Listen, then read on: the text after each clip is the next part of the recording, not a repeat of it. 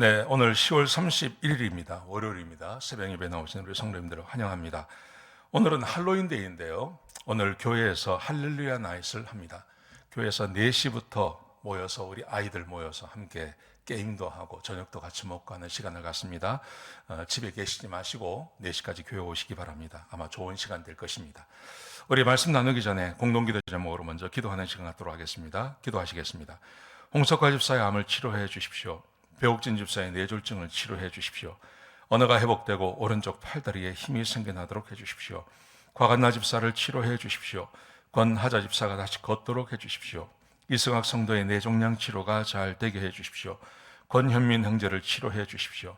김에브람 형제가 신장 이식을 속히 받도록 해주십시오.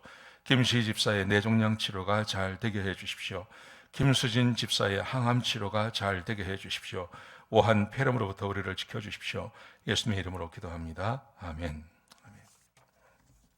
오늘 본문의 말씀은 창세기 41장 46절에서 57절까지 말씀입니다.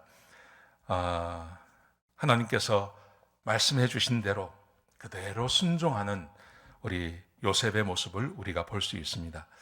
여러분, 요셉이 꾼 꿈, 저는 그 꿈을 반드시 우리에게 꿈으로 오는 것이라고 생각하지 않습니다. 하나님께서 요셉에게 꿈으로 말씀하셨지만 우리에게는 성경이 있습니다. 하나님의 말씀이 있습니다. 그렇기 때문에 하나님께서는 우리에게 말씀해 주시고 약속해 주신 것이 있습니다. 그러므로 우리 그리스도인들은 하나님께서 우리에게 말씀하시고 약속하신 대로 살아가는 것이 매우 중요합니다. 요셉이 꿈을 꾼 대로 그 꿈대로 살아가듯이 우리 그리스도인들은 하나님의 말씀을 따라 살아가는 것이 그게 요셉이 꿈을 믿고 살아가는 것과 똑같다는 것을 오늘 본문이 우리에게 약속해 주고 있는 것입니다. 자, 본문을 보십시오. 46절부터 49절까지 말씀해 보시면 요셉이 이제 그 총리가 되죠. 총리가 되어서 그때가 30이었습니다. 30에 총리가 되었는데 그때부터 요셉이 자기가 꿈을 꾸고 꿈을 해석한 대로 행합니다. 어떻게 행하냐 하면 온 애굽 땅을 순찰하고 7년 동안 풍년이 있었을 때 그 소출을 다 거두어 드립니다. 그래서 자기가 말한 대로 성읍들마다 그 곡물을 저장해 두는 것입니다. 그리고 그 곡물을 성읍마다 쌓아 두었습니다. 그래서 이 곡물이 얼마나 많았는지 막 바다에 모래같이 심이 많았다고, 수를 셀 수 없이 그렇게 많았다고 성경에 기록되어져 있습니다. 이것은 뭘 말하는 거냐 하면 욥이 총리가 된 다음에 자기가 꿈을 꾸고 그 꿈에 대한 해석을 하고 그리고 그 꿈을 대비책을 말한 대로 그대로 행하는 것입니다. 하나님께서 말씀해 주신 대로 그대로 순종하며 사는 것을 말하는 것입니다. 여러분, 제가 처음에 말씀드린 것처럼 하나님께서 요셉에게 꿈으로 말씀하셨다면 우리에게는 언약으로 말씀하십니다. 우리에게는 말씀으로 말씀하십니다. 말씀으로 말씀하시는데 우리는 어떻게 살아야 되냐면 꿈을 쫓아 사는 삶이 아니라 우리에게는 하나님께서 약속하신 그 약속의 말씀을 따라 사는 것이죠.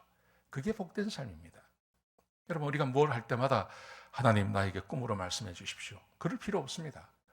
우리에게는 이미 하나님께서 약속해 주신 약속의 말씀이 있습니다. 지금 이 요셉에게는 하나님께서 처음에 그에게 말씀하실 때 꿈으로 이게 총리가 될 것과 이런 것을 말씀하셨지만요, 우리에게는 그게 아니라 우리에게는 하나님의 말씀으로 언약으로 우리에게 이미 말씀하신 것입니다. 그래서 요셉은 자기가 바로가 꾼 꿈이지만 그 꿈을 해석해주고 대비책을 이야기해주고 그 대비책을 이야기한 대로 그대로 순종하며 살아가는 것입니다. 여러분, 이게 얼마나 복된 삶인지 모릅니다. 성경에 보시면 그래서 흉년이 들기 전에 그가 총리가 되고 7년 동안 나라를 다스리는 그 과정 가운데 결혼을 합니다. 그리고 두 아들을 낳습니다. 그런데 그 두 아들의 이름이 므낫세하고 에브라임입니다.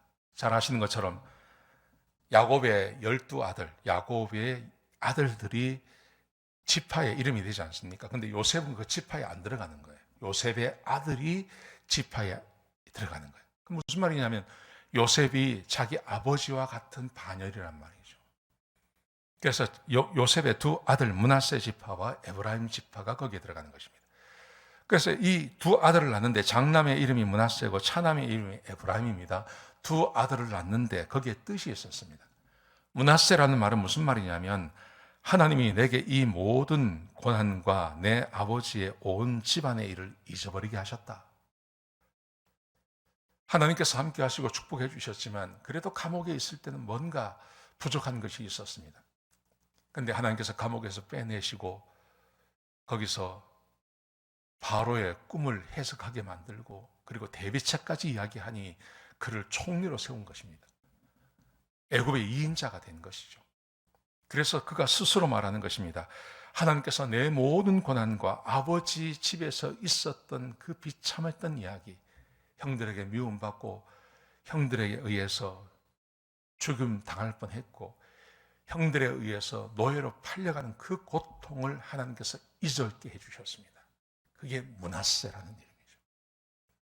에브라임은 또 어떻습니까? 에브라임은 하나님이 나를 내가 수고한 땅에서 번성하게 하셨다. 과거를 잊게 해주시고 나 과거의 나쁜 기억을 다 잊게 해주시고 그리고 여기서 하나님께서 번성하게 해주셨습니다. 에브라임이라고 하는 그 이름을 자기 아들에게 붙이게 되는 것입니다. 여러분 이것이 어떻게 가능했을까요? 이 모든 것이 하나님을 믿고 하나님께서 말씀하신 대로 살았기 때문입니다. 요셉이 믿었던 것 오직 한 가지 아닙니까? 오직 한 가지. 그것은 간음하지 말라고 하는 그 말씀에 순종한 것입니다. 처음부터 그 말씀에 순종한 겁니다.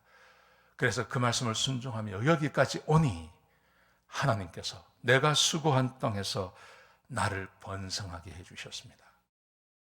여러분 오늘 본문이 우리에게 주고 있는 교훈, 저는 그 교훈이 우리가 하나님의 말씀에 순종하면 하나님께서 이 은혜를 우리에게 베풀어 주신다고 저는 믿습니다. 하나님의 말씀을 따라 내가 수고하며 살아가면 주께서 언젠가는 내 수고의 열매를 먹게 하신다는 것이죠. 여러분 그게 하나님의 뜻입니다. 그리고 우리가 그 말씀을 따라 살아가는 이유 중에 하나입니다. 존 파이퍼라고 하는 신학자가 있지 않습니까? 그분이 40년 거의 50년을 목회하면서 그분이 줄기차게 말하는 것이 있습니다. 장래의 은혜라는 것입니다. 장래의 은혜, future grace. 장래의 은혜가 뭐냐 하면 요즘 우리말로 하면요 그게 축복이에요. 하나님의 말씀대로 살면 하나님께서 축복하신다는 거예요. 그게 존 파이퍼가 이야기한 겁니다. 근데 존 파이퍼의 그 생각이 어디서 온 거냐 하면 조나단 에드워드에게서 온 거라고 이야기합니다. 조나단 에드워드도 똑같이 말하는 겁니다. 하나님의 백성이 하나님의 말씀에 순종하면 하나님께서 복 주신다고 하는 그 말씀을 이야기하고 있는 것입니다. 여러분 그러므로 오늘 이 본문의 말씀에서 요셉이 하나님께서 해석해 주시고 하나님께서 주신 그 지혜를 그대로 순종합니다. 그래서 그에게 하나님께서 얼마나 큰 복을 내려주시는지 모릅니다. 저는 우리도 마찬가지라고 생각합니다. 우리가 하나님의 말씀을 따라 살면 하나님께서 저와 여러분의 삶을 복되게 하실 것입니다. 오늘 하루 하나님의 말씀에 순종하십시오. 주의 말씀을 따라 사십시오. 그리고 하나님의 복을 누리는 귀한 하루가 되시기를 주의 이름으로 축복합니다. 기도하시겠습니다. 아버지 하나님, 우리에게 말씀해 주시니 감사합니다. 하나님의 말씀에 순종하는 요셉을 축복하신 하나님께서 지금도 동일하게 우리와 함께 하실 줄로 믿습니다. 하나님의 말씀을 기억하며 날마다 주의 말씀을 바라보며 그 말씀대로 살려고 애쓰고 수고하는 주의 백성들을 축복해 주시고 하나님의 말씀을 이루어 주옵소서. 주님 감사합니다. 예수님의 귀하신 이름으로 기도드렸습니다. 아멘.